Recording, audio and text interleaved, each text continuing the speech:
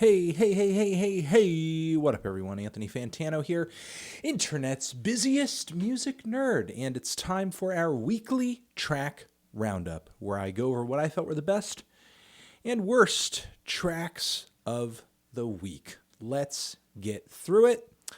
Not much to say to kick this one off outside of in the description box down there, we have our Amazon link and our Turntable Lab links if you feel like treating yourself or others. Hit up those links. And let's get into the worst tracks of the week. Oh, yeah. Whoa. We're getting right into it. Worst tracks of the week. Whoa. All right. We're going to kick it off here with the new Tekashi 6ix9ine track, Keke, featuring Fetty Wap and a Boogie with a Hoodie. Millions of views on this track. However, I'm not that into it. I mean, some of his cuts over the past year have been really hype, really angry, really hardcore, kind of exciting, but on this new song over here, instrumental sounds kind of average for him. He brings much the same flow and delivery that he does on every single track, and really the only difference is that he has two rappers featured that are pretty much on the cusp of like being washed up. So like personally, I don't get it. I don't see the hype. I don't see the excitement. But I guess the music video is pretty raw. I will give it that. Moving on from there. Moving on from this cut. This new Laurie Anderson track featuring Kronos Quartet. Man, this was one of my most anticipated albums of 2018. And like this is not a great first taster, unfortunately. I mean, typically I'm a big Laurie Anderson fan. But for the most part, this track just sounds like some bland neoclassical music, and then Laurie does just like a little touch of spoken word toward the very, very, very, very, very end of the track, which is really not one of her best performances. Just not really seeing what's so interesting about the song at all, honestly. Moving on from there, the new Kris Wu song featuring Rich Brian, Joji, and Trippie Redd. You'd figure all those names, and with Kris Wu, like really trying to make his way in the West over here and like really grab a Western audience recently. And I mean, you'd figure with all these names, like how could it be mediocre? Baauer did production on this thing as well. You figure with all these names, how can it be underwhelming? How can it be mediocre? And yet it is.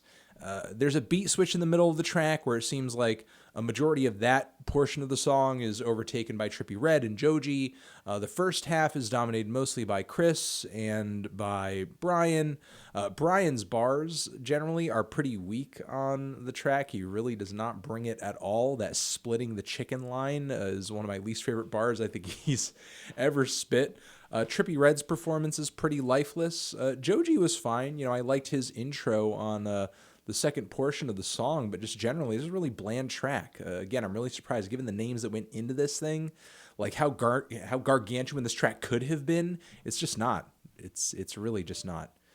And finally, this new Justin Timberlake track, Supply Eyes, oh Supply Eyes. It's an awful song.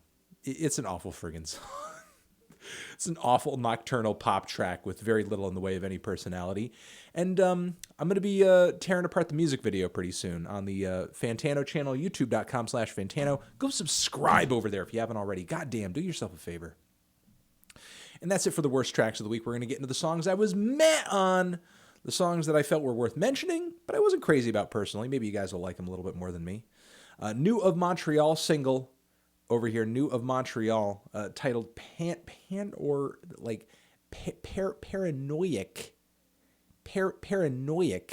intervals / body dysmorphia.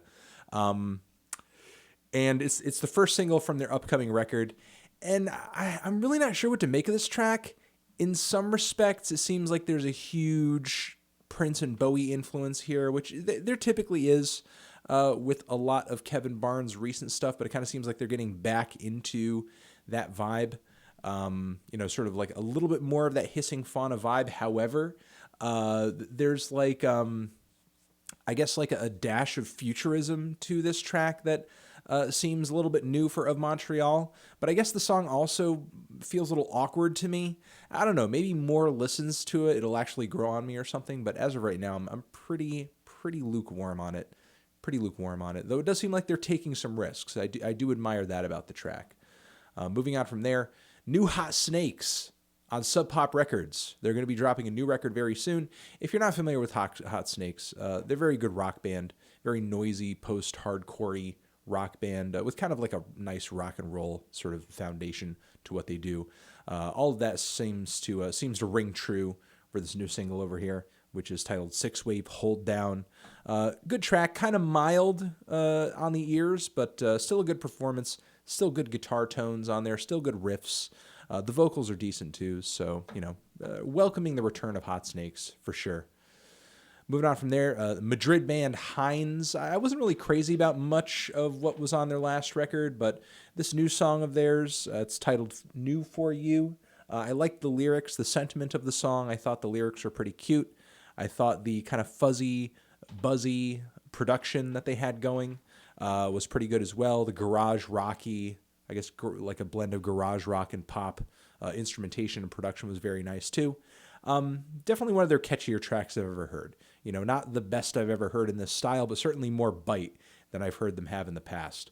And, if you're looking for some nice, sweet, carefree and fun kind of rock music with a lo-fi indie twist, I guess, give this thing a shot.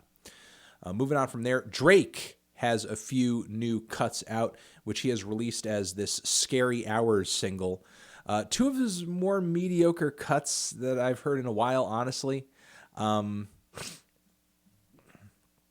A side of the single is maybe one of his most forgettable tracks in years. The B side was much more quotable, but there was very little in the way of like a strong hook, a great instrumental, great energy there. That one line about getting out of line with a stencil, that line was great. And again, very quotable song. There were a number of good lines in there. Sometimes Drake has this fantastic ability to make these smart, witty observations from the sort of perch at which he looks down on the industry. Although at this point, who the hell knows if he's even really thinking or conceiving any of this stuff, or if it's all ghost written? Who the hell knows? Who really knows at this point? So, I mean, the B-side is decent, but I don't see it carrying him anywhere. I liked the quotability of it. I like the lyricism of it, but it doesn't sound like a typical Drake banger. It does not sound like the typical Drake track that would really kind of have that viral power behind it. Again, maybe more the A-side. It seemed like the A-side had a bit sweeter of a sound, but the hook was kind of weak. It was kind of a mess. I really don't know. Two of his weaker tracks, in my opinion, honestly, and does not make me excited to hear what he is going to be coming out with down the pipe. Typically you drop some new singles, it's got to be hot shit, and this unfortunately is not that. It's listenable though. It's listenable. And new Between the Buried and Me, prog metal band, typically a band I'm not that into, and I'm not that into this new track either, but, if you guys are into that sort of thing, Between the Buried and Me is definitely not a band that you want to miss, and most likely you are aware of them already, but just want to make sure that you guys know, new record on the way, new song out. It's titled Condemned to the Gallows. Some of the guitar work on there, as usual, is pretty incredible. And there's one more that I wanted to shout out as well, but it didn't make it into the list over here. And that is the new Preoccupations track, Espionage. Preoccupations, formerly the band Viet Cong. Before that, the connections to the band Women. And the new track is okay. It's decent. It's got kind of like a weird, noisy aesthetic to it. The mix is kind of off, in my opinion. There's a fun call and respond chorus there that I think is really good. That is really kind of one of my favorite things about the track. But in my opinion, the instrumentation just kind of sounds like a mess. It really is one of their more messily arranged and recorded tracks that I've ever heard. So I'm not really sure what the it's for whatever reason the cover art's over here. Though it did not land in the this section for me. But this is the cover to the new Preoccupations album coming out this year. It's titled New Material. New Material. if I believe correctly. And again, this new single, Espionage, not really grabbing my attention, not really wowing me like the previous record. I like that debut record, after they sort of made the name change quite a bit. A lot of interesting sort of cross sections of underground rock coming together on that album. Some goth vibes, some industrial vibes, some post-punk vibes and stuff. And those sounds seem to be coming together on this new track over here too, but in a much messier way. Maybe that's kind of the aesthetic of the new record, and maybe the song will grow on me as I listen to it more when I hear the entire album, but as of right now, I'm guessing that might not be the case because I'm not really that impressed with the song on first impressions. Moving on from there, best tracks. Got to give a shout out to my boys, Young Fathers. Whoa, Young Fathers. In my view, new album, Cocoa Sugar, dropping this year. The Scottish trio is still bringing together elements of soul, of hip-hop, of pop music, of the avant-garde, and it's just beautiful. It's pretty. It's soulful and kind of stunning. I think if an album is going to bring them to prominence, it could be this record, because their previous record, in my opinion, their previous full-length album was a little too, White Men Are Black Men Too. That's just a little, it was a little too lo-fi. I liked it a lot. I thought it was great, but it was just too lo-fi for your average music listener to really get down with. Previous to that, I didn't really care for the record that they had released because I thought the production was just really sort of stiff, though the fidelity was higher. It felt like a little lifeless in comparison. It was not as energized and as as textured or as layered and as interesting as their previous mixtapes. However, this new song over here, it sort of seems to have the best of both worlds. It has the high fidelity, it has the beautiful layered instrumentation, it has that great energy, it has the great songwriting, it has the interesting production. Hoping that Young Fathers can kind of take it next level with this single and with this upcoming album.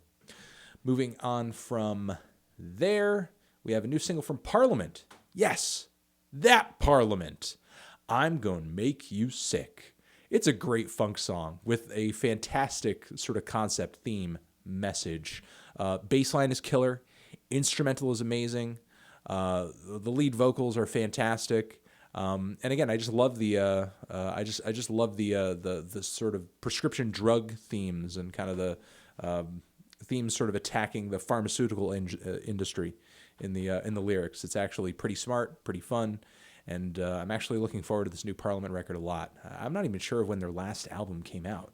I know they've been pretty nonstop over the years, but I'm not even sure when their last record came out. But based off this single, based off of what seems like to be just a lot of renewed interest in Parliament as a whole, I'm looking forward to seeing this record potentially take off. Moving on from there, Ought have a new track out titled Disgraced in America. It is the second of two singles that have dropped so far from this forthcoming album, Room Inside the World. As you guys know, I think this is their third full-length album. Really loved their previous album and loving the new sounds and new sort of instrumental palettes they're introducing with these two new tracks. This song over here is maybe one of their most dynamic yet. A lot of phases to this song. And obviously, given the title, some very political angles coming out of the lyrics too. But I do love the vocal performance, do like how the instrumental is kind of always changing up and evolving into something different. And I feel like the band is really kind of growing in some interesting ways, and hoping that everybody's kind of taking note of that. Another band that I think is growing in interesting ways on the latest set of tracks promoting their forthcoming album is the band No Age. You might know the band. They came out of that whole The Smell scene in California. Their big breakout record, I think, came out in like 2008, but I've been listening to the band for like 10 years now, which is kind of crazy to think. This is going to be their fourth full-length album, Snares Like a Haircut. And this new song over here is titled Send Me, and it's actually one of the first tracks I've heard from them that like really struck me as a ballad. A very pretty song. All of the shoegazy, very beautiful, serene guitar layers on this track are something to behold, in my opinion. And Dean's vocals are really vulnerable and kind of raw and confessional. It's one of their most pretty and mellow tracks, but there is kind of like an emotional urgency to it that's really nice. I don't know. This is a really enjoyable track for me, and to me, like a track that, in a very nice way, kind of holds the shoegaze torch for the digital age. Moving on from there, Phil Elverum has a new massive track out, new massive acoustic track out under the Mount Eerie name. It is titled Distortion. You got to get into the lyrics of this track. You got to get into the very long and very patient and very, I guess, meditative acoustic guitar playing on this cut. There are a lot of great things about this track, but if you're looking for something that is as straightforward as, sort of the death-oriented themes of the last record, this is a little bit dodgier, but Austin, in a funny way, kind of compared it to some recent Sun Kill Moon stuff, but don't take that in the wrong way if you don't like Sun Kill Moon. It's obviously with the best intentions that comparison was made, but I'm liking the track and looking forward to sort of seeing what he does coming off of Crow Looked at Me. Moving on from there, Cynic has a new track out. Cynic, the progressive metal and alternative metal band Cynic. Humanoid is the name of the new single. New album out very soon. And to me, this kind of has a little bit more bite than much of what was on their last album. The bass lines are incredible and dynamic and just relentless and nonstop. I was really impressed with the soaring lead vocals on this track too. Production was really clean, but of course the performance energy was there. It wasn't like sterilized in the cleanliness or anything like that. Overall, killer track, and I would say a reason for Cynic fans to be excited. Are they ever going to bring back the days of their big breakthrough record? I'm not entirely sure, but I feel like the single is a good start. Couple more left. I love the new Lil Pump and Carnage track, I Shine. Lil Pump snapped on this track. He snapped. Yeah! He went insane on this song. Carnage's production is awesome. Carnage is slowly growing to be one of my favorite producers right now. Like what he did with Young Thug, fantastic. What he's doing with Lil Pump, fantastic. What he did with Mac Miller just like a week or so ago, fantastic. Loving this dude's beats. Loving the wailing, crazy tones coming out of the instrumental here. The drums are pretty straightforward, but they hit hard. It's a banger. It's a banger extraordinaire. Really, he does a great job of supporting Lil Pump because Lil Pump, while he's not the most lyrical guy on the block, everybody knows that. The beat doesn't outshine him. It's really kind of the energy that he puts on the mic that's really kind of his selling point. And he does it, man. He kills it. He kills it. And finally, got to give a shout out to Black Milk, Detroit MC and producer, who has this new record coming out very soon.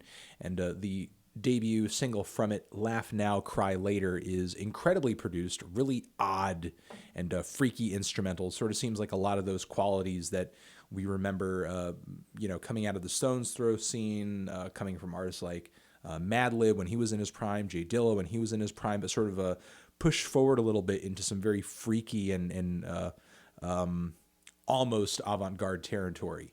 So loving the sample work on this track, loving the grooves on this track, and Milk's lyrics are pretty nice too. The theme of the song generally is pretty dark, pretty grim. And liking how he's sort of as effectively able to put that into words. Because while he's not like the greatest rapper or lyricist on the block, I feel like he can put a good theme, he can put a good concept together on a track. I want to remind you guys of that album of his that I loved most recently. It's not If There's a Hell Below. That was his previous record, I believe, and I didn't care for it that much. It was No Poison, No Paradise. That is a great record. There's also an amazing Black Thought feature on that album. But yes, If There's a Hell Below, I thought it was okay. Came out in 2014. Decent record. Didn't think it was his best material or anything, but No Poison, No Paradise, incredible record, in my opinion. And now here we are a handful of years later, and we have Fever coming out very soon. It's going to be dropping in February via Computer Ugly, so be on the lookout for that. And those have been the best and worst tracks of the week. Again, our Amazon and Turntable Lab links are down there in the description, and thank you very much for watching, everybody. Remember, all the songs and everything we talked about in this video, they're linked down there in the description box, so if you want to hear any of this stuff, find out more about any of this stuff, it's all in the description. Again, thanks for watching. Anthony Fantano. See you in the next video. Forever.